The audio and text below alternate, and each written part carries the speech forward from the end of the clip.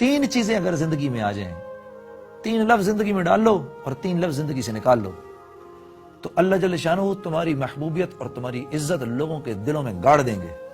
تین چیزیں اپنی زندگی میں اپنا لو، تین لفظ، کوئی بات نہیں، کوئی بات نہیں، کوئی بات نہیں میرے بھائی، کوئی بات نہیں، کوئی بات نہیں۔ یہ جس نے اپنا لیا اور تین لفظ زندگی سے نکال لو، یہ کیوں کیا؟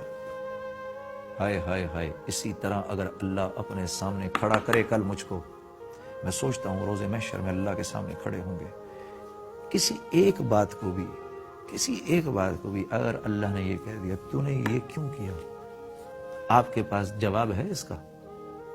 دے سکیں گے اللہ کو؟ حضرت عائشہ رضی اللہ تعالیٰ عنہ یہ دعا مانگا کرتی تھیں، اللہم حاسبنی حسابا یسیرا، اللہ میرا حساب کتاب آسان رکھنا، اللہ میرا حساب کتاب آسان رکھنا۔